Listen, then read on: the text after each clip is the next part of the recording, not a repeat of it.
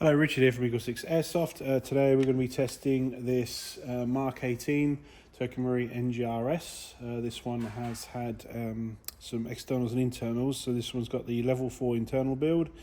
So we've got the Gate Titan MOSFET, the Warhead black high-speed motor, the Psionic R-hop and barrel.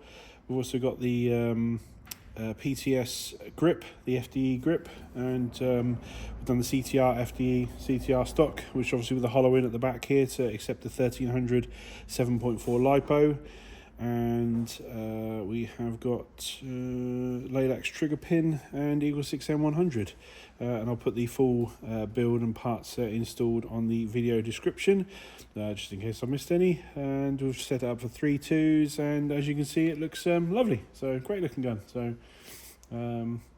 yeah, I think the PTS grip and CTR stock with a sort of black and FDE two-tone, I think it looks great, you know. So but yeah, I think it's off really good job there. So, and I'm just going to demonstrate it working. I'm even going to put a mag in it.